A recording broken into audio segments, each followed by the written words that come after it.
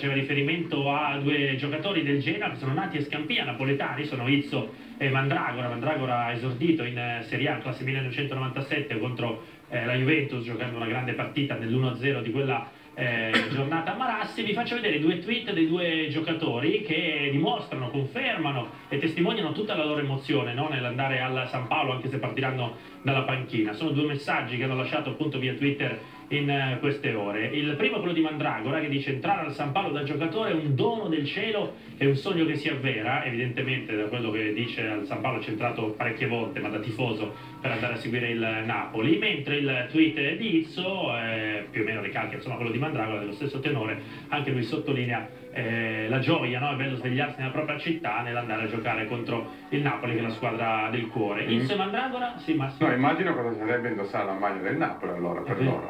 È vero, chissà, magari un giorno succederà. Per adesso sono al San Paolo a giocare contro il Napoli, almeno partiranno dalla panchina. Vanessa Leonardi li ha sentiti, li sta sentendo tutti e due. Vanessa, sono con te. Siamo qua con Izzo e Mandragora. È una giornata speciale per voi, lo spieghiamo, perché tutti e due napoletani, tutti e due di Scampia. Allora subito voglio partire con la sensazione. Quando hai messo piede al San Paolo, cosa hai provato? Questa è la prima volta che ci entro. È un'emozione unica da napoletano, no? È un sogno di tutti i bambini. Poi se la giochi è ancora più bello. Per me è un momento indescrivibile.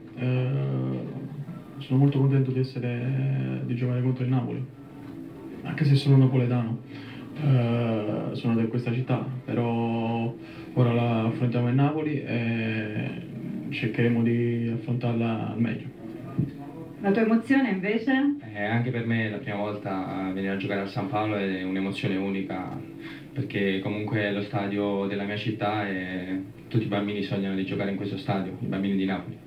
Ma ci sono tanti, no? Ragazzi napoletani che hanno fatto molto bene nel Genoa. Cito per esempio Borriello, uno su tutti.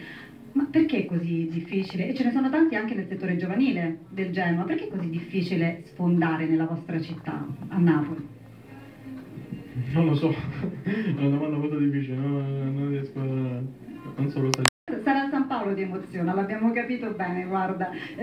Allora, dovete sapere che questo ragazzo non ha giocato tantissimo, ma quando ha giocato ha fermato un certo signor Pogba, mister 100 milioni. Come hai fatto? Ho seguito le indicazioni del mister e l'aiuto dei miei compagni e ho cercato di fare del mio meglio. Poi agli altri sta a giudicare.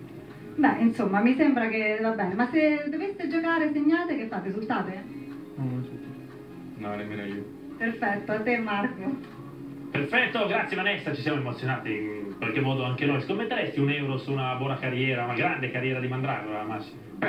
Intanto è stato importante per lui che Gasperini gli abbia affidato la partita con la Juventus, perché lui è il centrocampista centrale, cioè uno che può giocare veramente tenendo la palla nei piedi e per dare il ritmo alla squadra. Quindi fare questo nell'esordio contro la Juve vuol dire che Gasperini in lui vede sicuro un giocatore di affidamento e lo ha dimostrato, perché tra l'altro ha fatto una grande partita contro la Juve, quindi sarà certamente una buona carriera la sua. Visto che parliamo di scommesse, andiamo